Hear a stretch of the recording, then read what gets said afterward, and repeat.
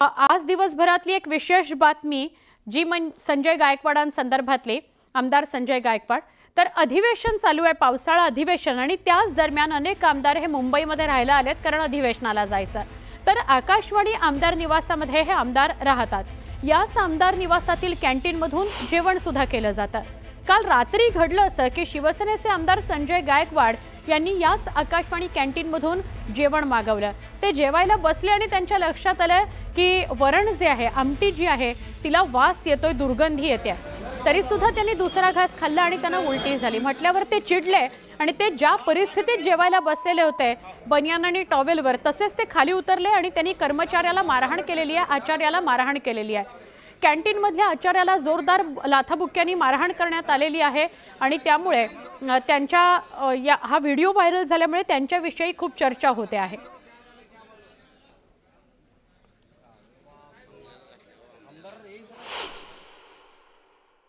संजय गायकवाड जी आपल्यासोबत आहे। संजय जी, कालचा तुमचा व्हिडिओ आणि तो तुमचा अग्रेसिव्ह अंदाज आम्ही बघितला, हा व्हिडिओ सध्या व्हायरल होतोय। खरं तर ज्या पद्धतीचं जेवण इथे अनेक लोक अनेक वर्षांपासून खातात, त्यांच्या तक्रारी होत्या, त्या तक्रारी तुमच्या माध्यमातून समोर आलेल्या आहेत। तो व्हिडिओ आम्ही पाहिलाय आणि नेमका संपूर्ण घटनाक्रम काय होता? बघा, या आमदार निवासामध्ये मी गेल्या 5-5.5 वर्षापासून राहतो आणि मी कधी बाहेर जेवायला जात नाही। मी इथलंच जेवण या ठिकाणी घेत असतो। अनेक वेळेस त्यांनी निकृष्ट दर्जाचं शिळं 5-5, 6-6 दिवसाचं जेवण देण्याचा प्रयत्न केला। मी त्यांना समज दिली। काल रात्री 9-9:30च्या दरम्यान मी साधं वरण भात आणि चपातीची ऑर्डर त्याला केलेली। त्याने वरण भात चपाती मला आणून दिली आणि मी ते मिस करून पहिला घास खाल्ला तर मला खूप खराब वाटलं, पण मला वाटलं ठीक आहे, आपण बघू, दुसरा ट्राय करू। मी दुसरा घास खाल्ला तर मला वॉमिटिंग झाली।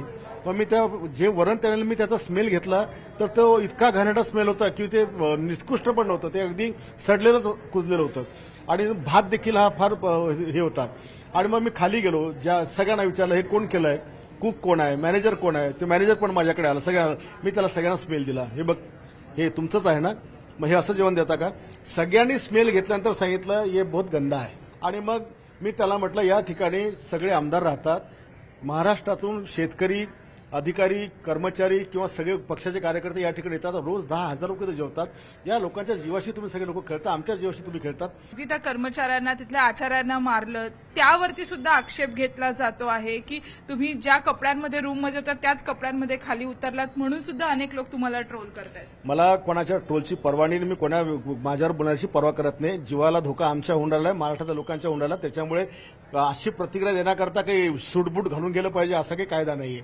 मी जेवताना उठलो, ज्या अवस्थेत जेवत होतो त्याच अवस्थेत मी गेलो। या संपूर्ण प्रकरणानंतर सरकार म्हणून तुमची कारवाईची भूमिका राहणार, कारण शिंदे सुद्धा सरकारमध्ये सहभागी आहेत। अन्न पुरवठा विभागाकडे तुम्ही याची तक्रार करणार आहात? अन्न पुरवठा विभागाकडे तक्रार करणार आणि आज वेळ पडली तर मी पॉइंट ऑफ इन्फॉर्मेशनमध्ये अध्यक्षांच्या परवानगीने सभागृहामध्ये मांडण्याचा देखील विषय करणार की आमदारांसोबत असं होतं तर सामान्य जनतेसोबत कसं होतं। नेमका या प्रकारामध्ये काय उत्तर या कॅन्टीनकडनं तुम्हाला देण्यात आलं? कॅन्टीनकडनं मला जे काही रात्री उत्तर दिलं, त्यांनी मान्य केलं की हे सगळं घाणेरडं आहे। त्यांनी मान्य केलं की हे सगळं खूप घाणेरडं आहे।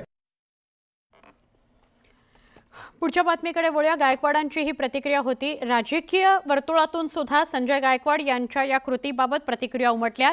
शिवसेनेकडून गायकवाडांचा बचाव करण्यात आलाय, तरी विरोधकांनी मात्र जोरदार टीका केलेली आहे। माझी मुख्यमंत्र्यांना विनंती आहे की मुख्यमंत्री काय चाललंय आपल्या राज्यामध्ये? हे आमदार बनियन टॉवेलमध्ये खाली येतात, मारतात, हे काय रस्त्यावरच्या गल्लीवरचे लोक आहेत काय? कर्मचाऱ्यांना मारतात। अरे तुमच्या ताकद आहे तर त्या खात्याच्या मंत्र्याच्या मारा ना। कोणाला मारताय? कर्मचाऱ्याला। तर काय गुन्हा त्याचा? आणि त्याचे व्हिडिओ काढून तुम्ही सोशल मीडियावरती टाकता। माझी मुख्यमंत्र्यांना विनंती आहे की मुख्यमंत्री महोदय, आपण या राज्याचे प्रमुख आहात, आपल्याकडे ज्या नजरेने जनता बघते आणि आपल्या राज्यामध्ये आपल्या सरकारच्या एक पाठिंबा देणारा अशा लोकांचा पाठिंबा तुम्ही घेणार का? त्याला निलंबित करा, बडतर्फ करा, काय करायचं ते करा, पण आपण हे खपवून घेणार नाही, हे तरी किमान आता महाराष्ट्राच्या जनतेला कळू देत।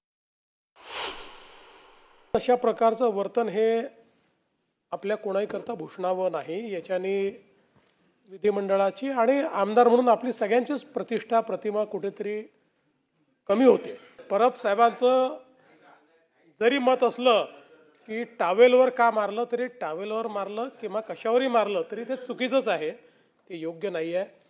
आणि यातनं सगळ्या आमदारांबद्दल लोकांमध्ये भावना चुकीची जात आणि म्हणून निश्चितपणे मला असं वाटतं की अतिशय गंभीर बाब आहे. आपण आणि माननीय अध्यक्ष या दोघांनी याचा कॉग्निझन्स घ्यावा आणि या संदर्भात काय पुढील कारवाई करायची ते आपण करावी. याच्यात काही अंशी तथ्य आहे. माननीय आमदार संजय गायकवाड साहेबांचं जे म्हणणं आहे ना, कारण आम्ही सुद्धा मंत्री व्हायच्या आधी आकाशवाणी आमदार निवासला राहिलेलो आहे. आम्ही मंत्री व्हायच्या आधी मनोरा आमदार निवासला राहिलेलो आहे. तिथल्या जेवणांच्या बाबतीत आमच्यासुद्धा बऱ्याचदा तक्रारी झाल्या, परंतु अशा पद्धतीनं हात उचलणं कर्मचाऱ्यावर हे काय यापूर्वी कधी घडलं नव्हतं. पण तरीसुद्धा मी आमदार गायकवाड साहेबांशी बोलतो. आहार व्यवस्थापन समितीच्या समिती प्रमुखांच्याशी सुद्धा आम्ही बोलू आणि निश्चितपणे यातनं खाद्यपदार्थाचा दर्जा कसा सुधारला जाईल आमदार निवासांमधला या बाबतीत सुद्धा आहार समितीच्या माननीय समिती प्रमुखांबरोबर चर्चा करून आम्ही मार्ग काढू. बघा, आपल्याला माहीतच आहे की थोडंसं आमदार निवासांमध्ये अनेक वेळा या प्रकारच्या तक्रारी येत असतात. निष्कृत दर्जाच्या जेवणाबद्दल नाश्त्याबद्दलच्या तक्रारी नेहमी येत असतात आमदारांच्या माध्यमातून. पण या प्रकारे कुणालाही मारहाण करणे किंवा कायदा आपल्या हातात घेणे हे चुकीचं आहे. अनेक आयुध आमदार साहेबांकडे होते, अनेक विषय त्यांच्याकडे होते. त्यांनी तक्रार केली असती तर मला असं वाटतं कॉन्ट्रॅक्टरच बदलला गेला असता. पण हे करणं चुकीचं आहे. कायदा हातात जर आमदार घेऊन मारहाण करत असेल तर मग कायद्याचं रक्षण कोण करेल? ही सत्ताधाऱ्यांची जबाबदारी आहे कायद्याचं रक्षण करण्याची. आणि त्या पद्धतीनं ठीक आहे, निकृष्ट जेवण तिथे मिळतो, अनेकांच्या तक्रारी आहेत. मग यांना अध्यक्ष कशासाठी केलंय संजयला? तुला तेच दुरुस्त करायसाठीच केलं ना अध्यक्ष. त्या समितीचा भोजन समितीचा अध्यक्ष त्या विधिमंडळाने नेमला आहे. तिथली फूड क्वालिटी लोकांना व्यवस्थित मिळावी आमदारांना, ते न करता कायदा हातात घेणं म्हणजे ही मला वाटतं की सत्तेचा दुरुपयोग आहे, सत्तेची मस्ती आहे असा त्याचा अर्थ निघतो. योग्य ती कारवाई अशावर झाली पाहिजेत अशी आमची मागणी. बघा, सत्तेच्या आमदार असतील की त्यांचे मंत्री असतील त्यांना काय माल झालेला आहे हे आपण सगळ्यांनी पाहिलेलं आहे. त्याचाच हा प्रकार आहे की एका कर्मचाऱ्याला ज्या पद्धतीनं मारपीट केली गेली त्या अर्थानं सरकारने तातडीने लक्ष घातलं पाहिजे. गरीब माणसावर अत्याचार करण्यासाठी तुम्हाला लोकांनी सत्तेत पाठवलेलं नाही. समजा त्या डाळीमध्ये गडबड असेल तर तुम्हाला कायदेशीर कारवाई करायचा अधिकार आहे. पण हे सगळं असताना सुद्धा कायदा हातात घेण्याची जी परंपरा या सरकारने सुरू केलेली आहे त्याचाच परिणाम आहे. निश्चित आहे, आमदार आहे त्यांचं म्हणणं आपण खरं गृहीत धरूनच तसा विषय करायला पाहिजे. त्या अन्नाचा काही वास येत असेल किंवा काही निकृष्ट दर्जाचं असेल तर निश्चितच त्या कॉन्ट्रॅक्टरवर कारवाई केली पाहिजे, ब्लॅकलिस्ट केलं पाहिजे, गुन्हा दाखल केला पाहिजे.